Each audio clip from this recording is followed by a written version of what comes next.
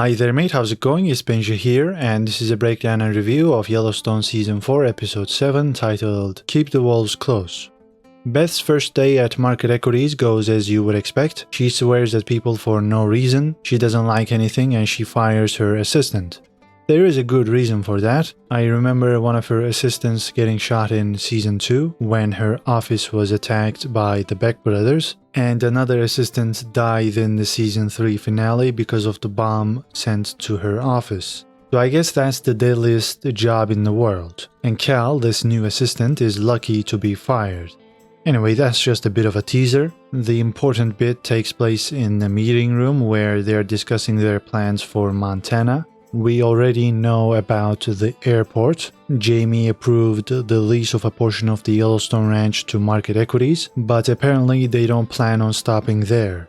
They're also going to build condos, casinos, hotels, everything else you can think of on the Yellowstone ranch as well. They haven't secured this land yet, but they plan on doing it. So if you look at this map, everything left of the yellow line is the Yellowstone Ranch, the red bit is the airport, and Market Equities already have that land, but the rest, the stuff in green and blue, they need to either buy that or get it via the state using eminent domain, a power that allows the government to forcefully buy private land for public use, and condos and roads might possibly enable the state to use that power. We'll have to wait and see. Beth is kind of shocked to see this because in her deal with Market Equity CEO Caroline Warner, they agreed that Beth would deliver them their dream of a city like this, but they would keep their hands off the Yellowstone Ranch. Turns out Caroline isn't keeping her end of the bargain, and Beth's loyalty is called into question by Ellis Steele. They're seeing if Beth will oblige or go against them. Well, you know Beth, she can't help herself, but she has to be a little bit discreet. She wouldn't want to lose her job at Market Equities because the information she gets at the moment is invaluable. For example, she would have no idea about these extended plans if she didn't get the job at Market Equities. Beth is quick on her feet when she encounters Summer at yet another pointless protest. Beth makes Summer know that what she's doing isn't helping a single animal. She's trying to make Summer mad because she wants Summer to do something that would benefit the Dutton Ranch. So after she gets Summer going, she shows Summer where this giant corporation is planning to build an airport. Now that's a movement Summer should focus on, because that will actually have a detectable impact on wildlife and nature. Beth obviously doesn't care that much about that part. She's just trying to do everything she can to disrupt the airport project. We haven't seen Summer in big groups, but I think her next protest will attract a massive amount of people. Maybe the locals will join her too, which is what makes Beth's move so shrewd. That's why I enjoyed Beth's shenanigans this week, but the assistant bit was just Beth being a malicious person. I could certainly use another word starting with B, but let's keep this family friendly. That said, the meeting room scene and her conversation with Summer were quite enjoyable. In the meantime, John's busy with some ranch work when Teeter approaches him to stay on as a ranch hand. Turns out John didn't know that Teeter was branded because the attempt on his life took place just a day after Colby, Teeter, and Ryan got branded, which is why Rip hasn't had a chance to mention this to John. That is Rip's excuse. Teeter is able to stay on after this discussion, but John is a bit mad at Rip for not telling him about this. Things get really interesting when Governor Linnell Perry shows up at the ranch to have a word with John, who's like, oh, this must be really bad if the governor's here. And it is indeed pretty bad, at least for John. Perry is preparing for a Senate run, and she's ready to support Jamie for his governor campaign. This makes John very angry, and sure, we see him get mad at times, but not like this. He is really pissed off at this suggestion. He doesn't even want to hear about it, and Kevin Costner's acting here is absolutely brilliant because he perfectly displays the fact that John is repulsed by the mere utterance of Jamie's name. Perry responds by suggesting that John gets into politics, and even though at first John doesn't even want to entertain this idea, he agrees to do it just to prevent Jamie from getting Perry's endorsement. You can see how much John dislikes politics after Perry leaves, as he just pops off for having to get into politics. It's fair to say that Beth has the exact opposite reaction upon learning about this. She is over the moon because firstly, she knows this screws over Jamie, and secondly, this allows the family to tell market equities and companies like those to F off. With enough support, John would fend market equities off, and then he could introduce legislation that would preserve the ranching way of life. This is what convinces John to accept his fate.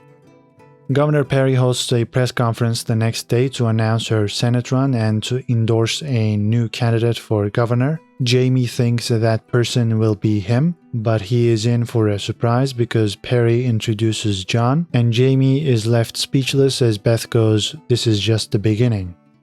John's speech is great. He explains what progress means in this day and age. He argues that progress destroys their way of life, and he urges people not to vote for him if what they seek is progress. Quote, "I am the opposite of progress. I am the wall that it bashes against, and I will not be the one who breaks." End quote. The ending to this episode sent a chill down my spine, to be honest. I'm a sucker for good political speeches and I'm able to enjoy them even if they come from politicians that I don't agree with. I think these speeches are interesting because of the way they are put together to convince people, and John's speech was perfect in that regard. He is getting the rural vote for sure, and he also has the backing of the current governor, so let's just say his chances are pretty good. The only thing that can stop him is his scandalous past. Jamie can expose him, for example, because Jamie has dirt on his father, but it is mutually assured destruction. Jamie would go to prison if he went after John's reputation, because John has dirt on Jamie too, so nothing's going to happen on that front. The press will grill John, focusing on his stint as the livestock commissioner, but this is politics. These days, scandals don't mean much. This is the best new storyline of the season for me because it comes out of nowhere, and in my opinion it makes sense because John has an insane amount of influence on this valley. The position benefits his ranch immensely, so why not do it? I also like the fact that it put Jamie and John in the same place for the first time since the attacks, and John sarcastically thanking Jamie for the flowers he sent to the hospital was a good moment. Let's rewind a little bit before we wrap things up. Jamie is having fun with his son while Garrett and Christina have a chat. Garrett wants Christina to help Jamie run for governor, so this was already at the back of Garrett and Jamie's mind, making the snub at the end of the episode all the more impactful. Beth and Carter patch things up, and the kid starts living with Beth and Rip again. They won't be at that house for long though, because John wants them to move into the main lodge. He tries to ask Rip to move in, though it sounds more like an order first. But anyway, Rip agrees, and this is a nice feel-good moment, because maybe John won't feel too lonely anymore. Casey and Mo star in their new Buddy Cop spin-off as they recover the racehorses stolen from a ranch in the reservation, but they don't find the thieves. This sequence was somewhat fun, for sure, but it wasn't that interesting. The Casey and Avery subplot was completely unnecessary. Lloyd patches things up with Walker by gifting him a nice guitar, because Lloyd broke Walker's guitar before. Lloyd has to trade in a valuable belt buckle to get the guitar, which signals to us that this feud is completely over. I'm glad to see that, but what the fudge is Laramie still doing at the bunkhouse? I could mention what Jimmy has been up to, but I'm choosing not to. Just no. Nope. The less said about that, the better.